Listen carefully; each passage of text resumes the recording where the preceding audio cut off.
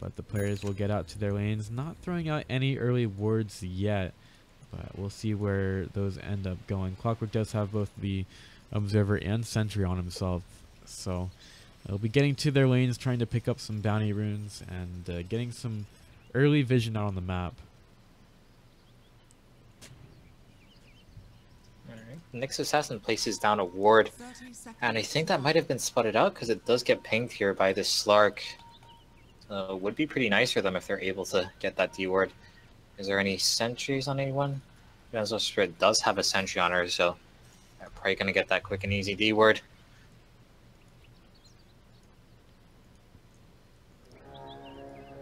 So Vengeful Spirit will just go over there and, yeah, I think you're right. We'll get the D ward, allowing her team to control the vision in this bottom lane, make it really difficult for Nyx Assassin, who will not be getting too much help here. So, again, Nyx, I'm not sure how much he can rotate into the jungle here. He does have 8 tangos, so he's trying to work with that very high innate regen that he has. Also has a mango, so he's sitting at 5.1 regen right now. Pretty high against this trial, and we'll see if it's going to be enough. Meanwhile, the block is pretty alright from Invoker. He's actually going to have his range creep killed off first here as he tries to figure out where he wants to try to sit on this mid lane. He also put down his Observer ward near the ganking high ground. Yeah, Invoker's got his first point into Quest though, and this makes me think it's a Quest-Wex Invoker. Normally you go for the Exhort at level 1 if you're playing Exhort. And Quest-Wex Invoker does have a very good matchup against the Storm Spirit, but that means he won't have the Sunstrikes available early on. It also means that his damage is going to be pretty limited in this lane, so he's trying to sit on the Null Talisman for damage right now, but he's sitting at just 49, which is quite a bit lower than Storm Spirit's 63 to start. Yep, and that's already being reflected in the CS. 7 and 2 for the Storm Spirit, 1 for 1 for this Invoker. Yeah, so he's already having a pretty difficult time in the lane right now, just based off of that decision. And Exhort won't really help you too much out there. Will give you a little bit of extra damage, but still Storm Spirit should have the advantage there. So he has his Null Talisman and 3 tangos. There is going to be a rotation in by them. Rana, see if she can hit the arrows as well as she was getting them in game number 2. But Tax is going to keep himself safe here with the creep wave coming up here. Mirana's been off the map for a while. Do they actually decide to go for this one? Mirana waiting for the arrow. It's going to come through here, and nice dodge by the Storm Spirit to get away from that. If it did hit, he could have been the first blood in this match, but we're still going to have to wait a little bit longer to get there. Now Poison Touch in the top lane. Makesy throws out the open wounds on the men with men, who has the cogs available, but he could trap the Lifesteer in with him. That might be... Nope, he's going to keep himself alive there, but the first blood still goes away of Eric with the last hit. Poison Touch still doing damage to Clockwork, and he just maybe waited a little bit too long on those cogs to get away. Yep, good attempt. He will TP back in. Actually, EMP coming out mid lane, gonna take a lot of the mana off the Storm Spirit. Yeah, but Storm Spirit doesn't really seem too worried about it at all. He goes back in with some damage out onto Invoker, so take him a little bit lower. Both of them lose some mana, but Storm Spirit might find it a bit more difficult to trade in the future, which is one of the reasons why the Invoker is so strong against him in this matchup. And the less mana that the Storm Spirit has, the less overcharge procs he's going to have access to, and the better Invoker is going to do in the lane. Nice little double CS for Men with Venom in the top lane after that first death, but Das is going to start to do a little bit more harass to him and try to keep the CS going here as well. And ideally, you want to create as much space as you can on this Clockwork. Force the Mirana to stay up there so she won't be able to gank mid, but that's not the case. She's still hanging around in this mid lane. Does have a smoke. Could go for another rotation. Yeah, and she probably still wants to keep the farm going inside the jungle as well, just throwing out those arrows whenever possible. Nyx Assassin is kind of struggling in this lane. He's barely level 2 here, but no CS on him at all. And compared to the Slark, Slark's having a great time down here. Not even 4 minutes in and up to 22 and 19. Also, if you compare him to the Clockwork, even with the Death, Clockwork has found a couple more levels in that lane, which is pretty alright for him. Now Storm Spirit tried to roam around looking for a rune, but he doesn't find one for his bottle, and he might be thinking about going for a shrine right now, being completely out of mana on the mid lane. He wouldn't really be able to harass too much with overcharge at all, and that really affects his dominance of the lane. That's going to force out a rotation possibly from the Vengeful Spirit. Meanwhile, at bottom, though, Nyx Assassin tries to TP away, but he's going to be hit with the Fire Blast now. And Mirana throws an arrow to try to make a little bit more space for him as Joel Warlord gets away from Luftschloss. No, but the Vengeful Spirit in from the side. Magic missiles there. Nyx Assassin still has a lot of regen, but the leap and the last little bit of the Dark Pact is going to help Luftschloss to be able to kill off Joel Warlord for the second kill of the game. Yeah, Stark for some reason held the points in the Dark Pact, so he didn't have that skilled when he went initially onto this Nyx Assassin, but does end up skilling it, does end up finding the kill. Not too big of a loss there. Yeah, but Nyx Assassin will get back in the lane, and well, now that puts him on par with the deaths of the Clockwork, but not on par in terms of levels at all. So this is a situation where Kurwala, they really do need their Nyx Assassin to get level 6, because that's when you can start to have the Infest Bombs come online and get Invoker involved with the Sunstrike, which he really hasn't been able to do. In terms of the build, he's gone 1 level into Quas, and then 2 into Wex, and 2 into Exhort. That seems kind of interesting to me. Yeah, especially considering that he started off with the Quas. If you're going to go for the Exhort anyway, why not take it at level 1? Right now, Nyx Assassin trying to farm up inside the jungle. He's getting kind of low, but he wasn't scouted out by Luftschloss at all. They have only eyes for Yuck-Fu putting down the Observer Ward behind the tower. Meanwhile, okay. Oh my. Yeah, he was taking too much damage there, and maybe he just gave that death up on purpose. He did leave the Wild Wing Ripper there. It looks like the toughness R was just too tough for him. It's unfortunate that the Ogre Magi didn't go far enough to get the vision there. Meanwhile, though, Mirana could be caught out at the bottom. She's actually at level 3. And yeah, she tried to leap through the leech, which you cannot actually do. Yep. Quick and easy kill.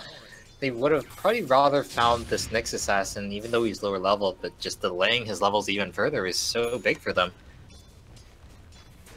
And this is a pretty stark contrast to Game 2. In Game 2, we saw Mirana making the rotations, hitting the arrows, really being the playmaker for his team, but this game, not filling that same role. She goes down instead to the rotations of this Ogre and Venge. Ball lightning on the Yuck-Fu in mid. He's going to be absolutely taken down by Tax. Easy rotation by the supports as well. Quick and easy. And now Nyx Assassin tries to get an exit, but he's now being hit down by 2 supports. Luftschloss still trying to chase him. It did not get hit by the Spike Carapace, and the Impale's going to keep him just staying there on the high ground a little bit longer. They're both forced to back away there. So the support's trying to do a lot of work here for the Kettle team. Boys and Kettles. Trying to do a lot with their rotations. And this is forcing out a reaction from this Dazzle as well as the Mirana, and this means that Clockwork is off to a great start. He's already level 6 and now leaving his lane. We'll see if he can get onto this Invoker, perhaps. It's a very stark contrast to Nyx Assassin, who is still trying to farm up inside the jungle. Trying to take advantage of his health regen right now, but he's still at level 3, which is a full 3 levels behind Clockwork, who can get aggressive, but I actually tend to like the Clockwork style where you continue farming after level 6, maybe looking for a solo kill, but he could go for the Invoker. There's a hook shot, and he doesn't get the cogs off at the right time. He does push him back. There's a Sentry Ward underneath the tower, pulling him back with the Electric Vortex, leveled up pretty early from Tax, and they managed to kill off the Invoker. The Sentry Ward is gone, but it's definitely served its purpose here in order to get the kill. Yeah, that's kind of cute, just having the Sentry there. I'm pretty sure that's the same Sentry that he had at level 1.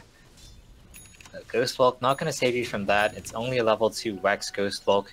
At least he gets the money to finish up his Midas beforehand, so he will have that now. Yeah, I mean, getting the Midas is probably the best thing that could have come out of that engagement for the Invoker, but still takes a spill there on the mid lane, and Clockwork gets pretty heavily involved in that one. I was saying earlier that I do like the style of Clockwork where you continue farming up past your level 6, so you can get the Blade Mail and actually be effective on the map.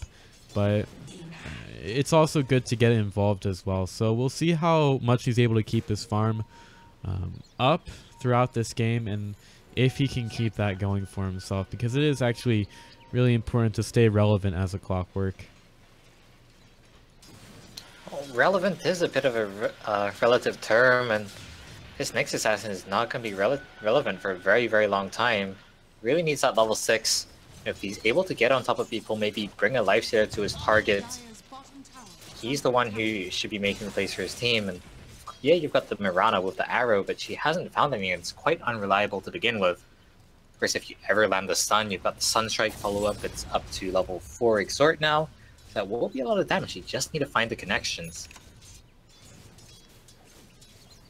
But Clockwork has rotated away from the mid lane. They're putting some priority on getting levels on Vengeful Spirit right now.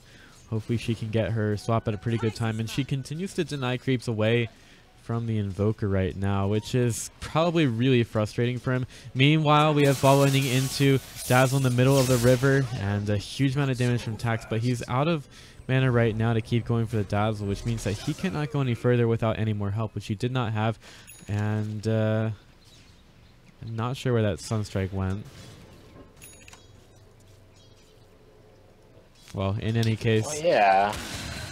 It doesn't end up picking a kill. I think it might have been on this Slark. He is quite low, but he's off to a really good start. And we're saying Slark needs some items to sort of get going. Dust in mid. Yuck Fu gets fucked. Okay, gets Yuck Food. Oh man, the thought was there.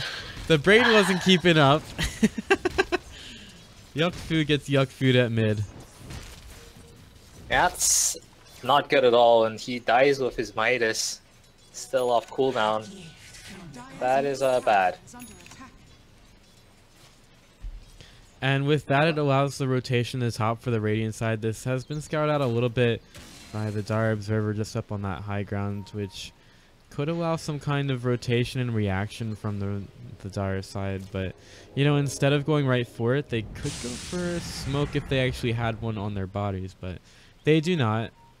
Clockwork in the middle of the lane could be a pretty tasty bait for the Dire side, as the Radiant continue to move up here. And they're just waiting for their opportunity. Is finally level 6.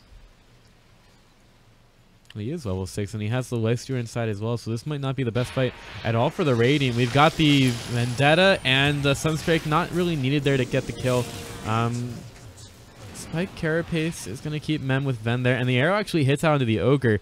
Where's the rotation? Doesn't really look like anybody else wants to come, so Vengeful Spirit the only one to fall there, and the first Vendetta kill ends up being a success for the Nyx Assassin, who really couldn't get anything going earlier. That's going to be nice for them. They really needed something like that, but at the same time, Star Spirit just decided not to be there. Is farming behind a tier 1 now. And yeah, the whole time, you've got Slark off in the safe lane. He's well on his way to a Shadow Blade, probably going to have that around the 14-minute mark on top of the Zackle. That's a pretty good timing. Once that comes online, this Invoker, you know, the Mirana especially, they're going to be in a lot of trouble. There's going to be a Sunstrike on the Luftschloss inside the jungle. Big Les moving around here. But meanwhile, looks like somebody else has been found. It's oh, nice Spike Carapace out onto Rainbow Rhymes. And he's going to fall here to the double damage Nyx Assassin. Could not keep up with that damage. Now Big Les going right for Makesy, who's trying to man fight this one. The leap comes through, but it's not going to latch on to Makesy, who manages to rage and get his way out of there. Yeah, speaking of Makesy, he's got his Echo Saber already online. Went for that as his first item, but he's going right for this Desolator. That's not usually what you see coming out from Lifestealer. By far, the most common build is the Armlet first item. Yeah, that is very strange that he decides to go for that. Man with Ven maybe looking for a hook shot at top. He has a lot of heroes here to choose from. He's going to get hit with the Poison Touch and the Spike Carapace and the arrow. Lots of hate from the Sunstrike will be shared by the Kobold Foreman. Just a little bit there. Drinking the drank. Oh, hook shot just misses everything. But boys in the Kettle have created a lot of space for themselves here. I don't really think they should try to initiate. Yeah, we're really seeing them put the pressure on. And, well, it's early days yet, but they're already up to a 4,000 gold lead. Not too significant, but they've got this really strong mid-game lineup once they come online.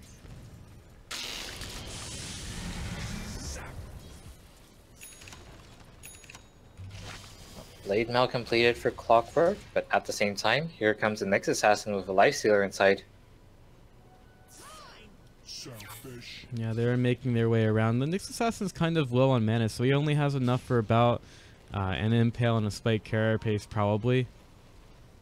He will go right for the Clockwork, trying to get him down. Impale misses, so they don't have the Infest Bomb there. And the Sunstrike won't be there either for Mammoth Men, which means that he can actually get back here. And if he didn't have mana before, this next assassin is bone dry now, so he's probably gonna have to find a shrine somewhere. Is there one available? There is. But Lifesteal's already popped out. I don't think that we will find anything else for, you know, at least until the next Vendetta. Going back to the Lifestealer build, it is pretty strange that he doesn't go for the Armlet. It gives him a lot of tankiness and huge amount of damage in the early games, so it's actually kind of difficult for them to go for these Infest Bombs without it. I mean, he's got only so much damage. The Echo Saber is a nice infusion of damage for him, but he really needs his Desolator, I guess, then to have that really big damage hit after the Infest Bomb. So it is just strange that he decides not to go for the Armlet, which is just a huge infusion of very cost-efficient damage. Now there's a open wounds out onto Rainbow. Vengeful Spirit taking some damage. It's actually going to fall after a nice arrow from Totodile. So they managed to get that one, and now it's a rotation of 5 down the bottom. Yep, getting a kill onto this Vengeful Spirit, not that consequential. They've got the Shadow-Bladed Slark, and on the other side there's a Nyx Assassin now finding an Ogre in the jungle. Sunstrike you, and the arrow will not hit, but the Spike Carapace is going to keep Luftschloss there a little bit longer.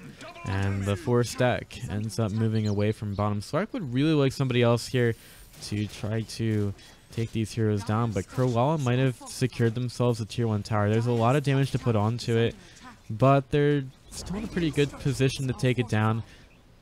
Ogre Magi back in the fight in 5 seconds. Big Wes wants to initiate. He gets Totodile over to the side here, and well, Rainbow Rhymes is going to be pulled out a little bit, but Tax comes in from the side. Slark already down. Storm Spirit has to be careful. Now Ogre Magi in the middle of everything. He's being slapped down by Makesy, and he's taking a lot of damage here. Nice Infested avoids some of the damage here, but Dazzle is going to fall. No more Shallow Grave, and now Clockwork gets in the fight, and he is going to hook shot the Lifestealer as he gets slapped away by Vengeful Spirit. Now chasing the Lifestealer might be a bit more difficult than they can handle right now. Also with Moonlight Shadow, Joel Warwood looking to go for Tax right now, but doesn't really get the opportunity to, and he doesn't get hit by the dust either. So both teams will just decide to get away from that one with a pretty even gold trade there. Yeah, I feel like that should have turned out much better for Boys in the Kettle. They TP'd in the Clockwork very late, so he didn't show up until everyone from his team was dead. They lost the Slark already, they lost the Ogre. So, you know, if your big initiator is there at the very start of the fight, that turns out much better for you, but I think he didn't have a TP actually, because he was up top. He finished off that tier 1 tower, but you know, not buying a TP from the side shot beforehand means he's late to the party, and does sort of pay for it. Storm Spirit very nearly at his Bloodstone. Might actually have enough. Yeah, he has enough gold for it now, so he just picks that up. Meanwhile, in mid, Slark's going right for Makesy. The Sunstrike won't be hitting as Makesy still goes around the tower, but Dark Pack can reach around that, and Big Wes kills off the enemy team's carry right there in the mid lane. That Armlet would have been real useful. Yeah, for sure. But now Lifestealer a little bit less tanky. Mammothfen has some vision of the dire heroes here. A lot of dire heroes. Maybe he just goes right for the Dazzle. Does have some really good vision for this one, but there's going to be a Knight out on the 2. He catches him out inside of the cogs as well. Storm Spirit into the fight. Lots of damage on the Eric. Yakfu trying to get away. Is the vision there? Yes, it is. They take down all 3 on the mid lane after a nice initiation and setup from them with Ben. That just seems way too easy, but that's what's going to happen once they come online in the mid game. There's Slark with his Shadow Blade, when Storm Spirit gets his Bloodstone. He did get his Bloodstone. That was 3 kills with the Bloodstone on. Oh god. It's flashbacks to game 1 here. Attacks on that Lina. I don't know how many Bloodstone charges he had at the end, but it was a lot. So off to a pretty good start this game too. See if he actually managed to close it out. Yeah, they don't have the best tower pushers, admittedly. Storm Spirit pretty good at clearing creep waves, but early on, not the best. I guess Vengeful Spirit does offer some with that aura, but same for the Slark, not too good at killing towers. At least not until much later on. Yeah, I mean, the Slark, once they take a team fight, he's pretty excellent at killing towers then, but they kind of need that. I guess one thing that is good for killing towers is Storm Spirit Ball Lightning in and just slapping the tower once. Is not too bad. Do they catch out anyone? Oh no, smoke into an immediate dispel from Men with Ben. But with the Vengeful Spirit dying pretty much immediately, they probably want to get out here. Men with Ben will get Yule Sceptered up by the Invoker into a nice hook shot out of that initiation. And the Meatball's not going to burn him down. It's a beautiful awareness from Men with Ven to get away with the hook shot, and Slark is still doing stuff at top. They're going to be able to TP out on the Ogre as well. I think the Storm Spirit's perfectly fine. So, losing the Vengeful Spirit, we really haven't seen much of this Venge at all this game, but I think you're okay with that. Well, Slark is going to continue to get his items up here. He's very close to his Echo Saber, so his damage continues to improve, and he's got a Bloodlust behind him as well, so they're very quickly trying to kill off this tier 2 tower. Might get their first one here. Dazzle's TPing in the lane, so is the Life Stealer. And Big Les, he's really not too worried about this at all. But the Kettle's team are still going for the mid tower, getting that one quite low. So a lot of these tier 2 towers have taken a lot of pressure, and we'll just have to see if boys in the Kettle are managing to actually do the damage that they need here. They've gotten them quite low, and they've been taking some good fights against Kurwala, but does that actually result in the map control that they need? We have a big smoke in the mid lane. There's a sentry ward there, and Big Les has been scouted out, so that might actually ruin things, or they could decide to initiate onto this one. So arrow comes in, only going to hit the creep wave. Boys in the Kettle, they are setting up for this mid push, and Kurwala know that they have to try to defend it, but actually boys in the Kettle, they see that the creep wave is at the bottom and it's pushing in quite hard. They're just going to allow Slark to finish up his Echo Saber and maybe just clear some more lanes. Yeah, fighting without that Echo Saber would be pretty silly there. That's almost 3,000 gold that you're not using, and at the same time, overall I don't think they're in any rush. You've definitely got the better late game with the Slark matching up against the Life Stealer. You know, Vengeful Spirit, pretty good getting into late game too. I think they really aren't under any pressure. Obviously they're ahead and they don't want to throw, and that's quite easy to do when you're playing against a hero like a Nyx Assassin, so they still have to be cautious. But at the same time, if they're able to play their game, sort of split the map as they've been doing so far, the future looks bright for them. Taking a look at our net worth overall, it's about 7,000 in favor in boys in the Kettle. Meanwhile, oh man, that's not really something that Tax is going to want to go for without the Orchid up, but he was just looking for someone inside of the jungle, but that doesn't really hold a lot of promise for him. I mean, at best he finds maybe a Dazzle trying to farm a camp, but anybody else on the dire side probably won't be killed off solo by a Storm Spirit, so we'll just have to see. When he gets that Orchid up, it's probably where those ganks start to be a little bit more feasible for him. Yeah, but that does, of course, force a reaction from Kurwala, and now they're all grouped up as 4. While Slark earlier was pushing out this bottom lane, which in turn forces this Mirana down here. And with this situation, they're able to just go into mid lane And you're okay with losing a tier 1 tower top if the trade is the mid tier 2. And they still have fortification as well, so it's going to take quite long for Kurwala to take this. And they're going to rotate over to bottom to try to kill off Totodile. Ball ending in, but he's not going to find the Mirana. But the hook shot does. And Mirana's already used her leap. Going to find it difficult to get out of here. Blade Mail already popped by the Clockwork as well. And boys in the Kettle pick up the Mirana in that Kettle as well. 16 Bloodstone charges now. And this truly all goes back to this Storm Spirit going in on top lane, forcing the reaction for the next. Yeah, they get that tier 1, but it's just sort of a daisy chain of events here, and they get the Mirana kill for it.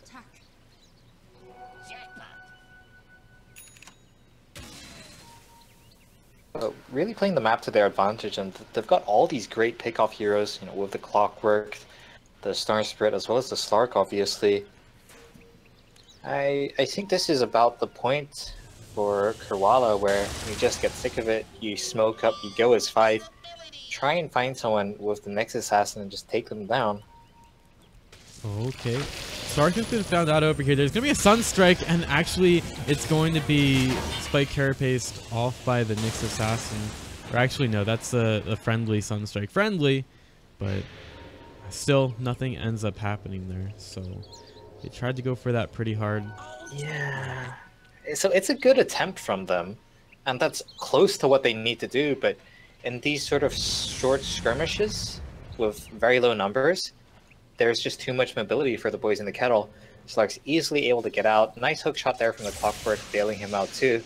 They need to bring more people if they want to find this kind of pickoff. Yeah, and now the Invoker's been found in the mid lane. Easy ball lightning in. They knew that Nyx Assassin and Lifesteal are not going to be waiting behind. Makes he swap back in while he's still in the rage. He tries to find an infest target, and I don't know if he's going to be successful. The Storm Spirit gets aired on the backside, and somehow that Impale misses.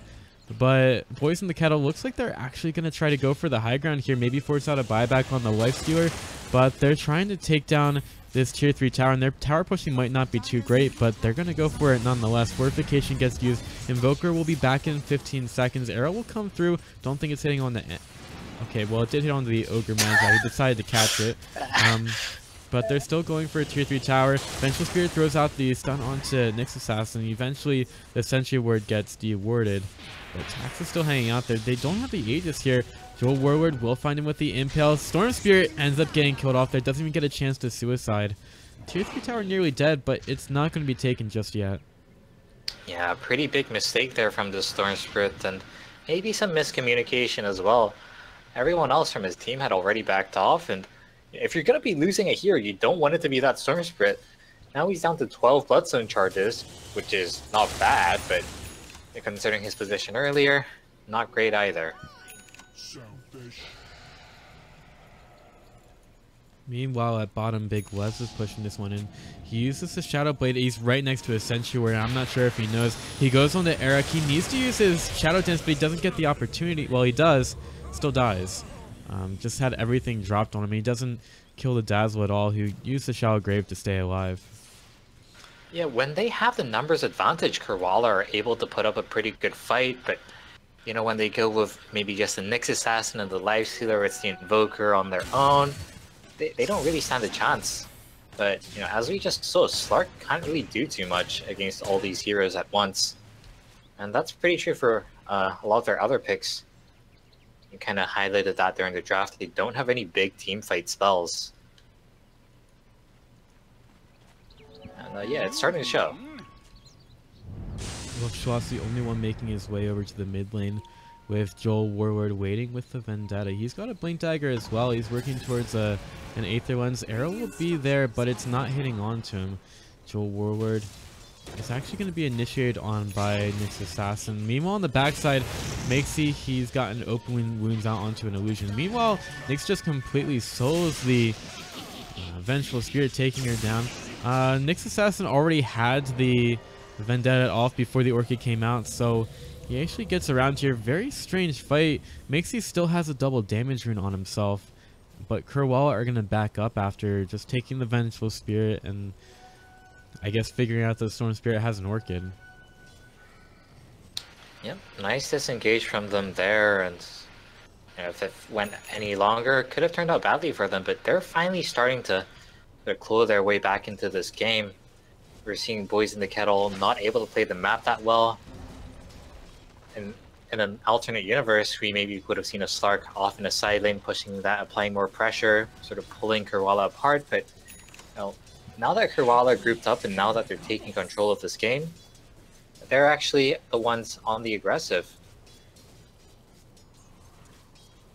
Well, Big Les might be trying to get a gank out onto Yuckfu pretty soon. He does have a lot of damage. Might get lucky with the bash. He sees Yuckfu go over to the side and maybe steps a little bit. I don't think he stepped into the sentry range at all. Meanwhile, in the mid lane, we've got a fight going down. Totodile takes down Luftschloss. Meanwhile, Clockwork gets him with a beautiful hook shot into 2. Cogs keeping them all in there, and the Blade Mail is doing some damage there as well.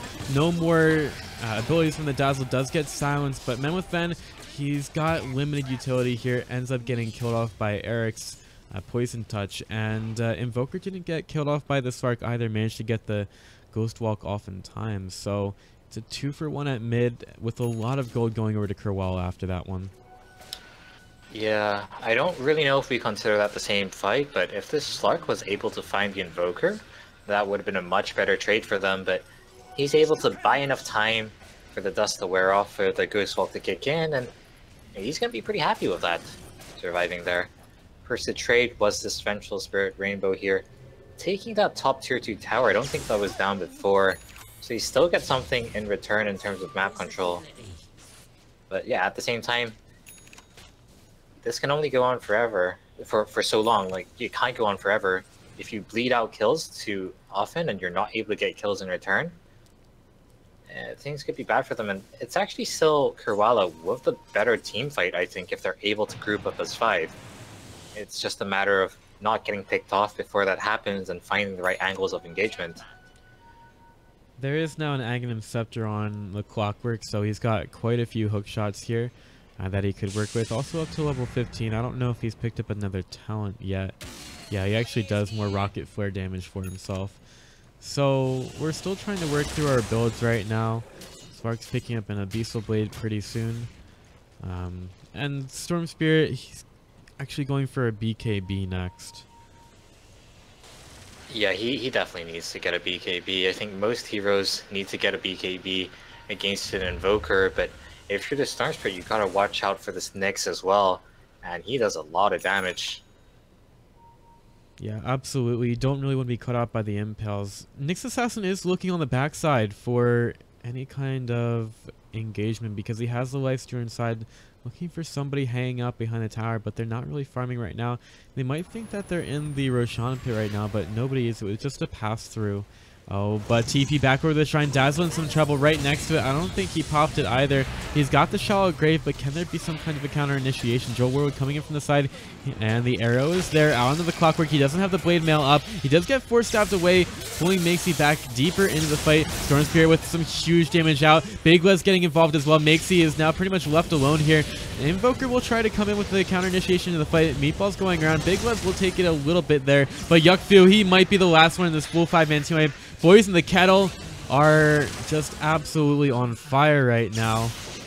They might have burnt their tea a little bit, actually, because they completely win that team fight. And great initiation from the... Well, I guess it has to be a bit of a misplay from the Dazzle getting caught out, and then the rest of the team deciding to go in. But with the Tier 3 tower already being quite low, Boys in the Kettle, they're going... Well, Tier 3 tower is already dead, so they're going to go right for the racks here.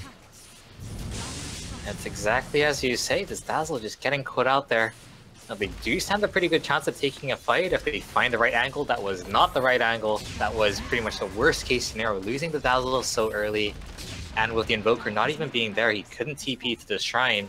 He just walked all the way from bottom lane, so showing up late to that fight. He ends up going down as well. Easy ultra kill for this Slark, and now they can clean up that Rax, clean up the shrines, probably even look on towards Roshan. Yeah, in fact...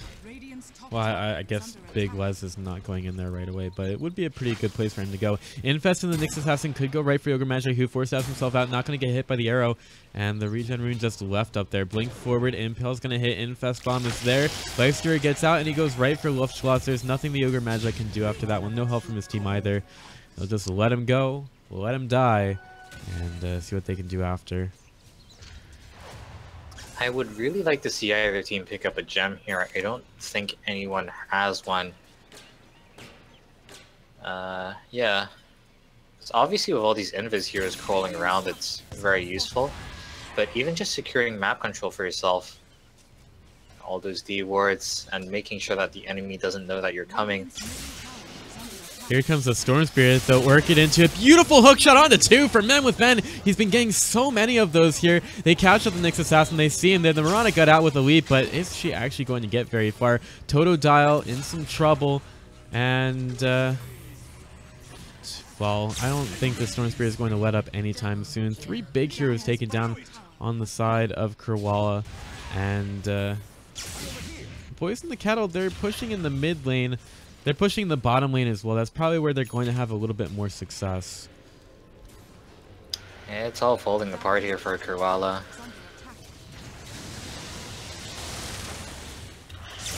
Now Storm Spirit comes again with the Orchid and another hook shot out onto the Invoker. He doesn't really have a way to get out of here either.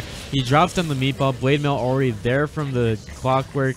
And it's another moment where all 5 heroes are dead on the Dara side. Could be another Rax for the side of Boys in the Kettle. And there's already a tier 3 ready in the top lane as well if they want to go for that one. Just a bunch of bad fights for Kurwala, and they can't really stand against the Storm Spirit who keeps ball lightning in. Okay, this time the hook shot misses out on the Makesy, but Boys in the Kettle are not done just yet. Infest into the Nyx Assassin. He'll blink in. Oh, he'll get stunned though.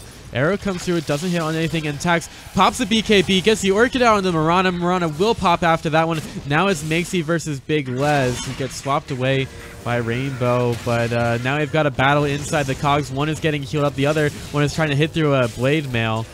And that's going to be the GG. Boys in the Kettle will take game number 3. This best of 3 mean that they will move on to the semifinals of the Echo League EUB Division. 1 Sunstrike for the road, but indeed Kurwala have been knocked out. Yeah, well played the Boys in the Kettle there. Things sort of fell apart for Kurwala at some point. The mobility just too much to handle.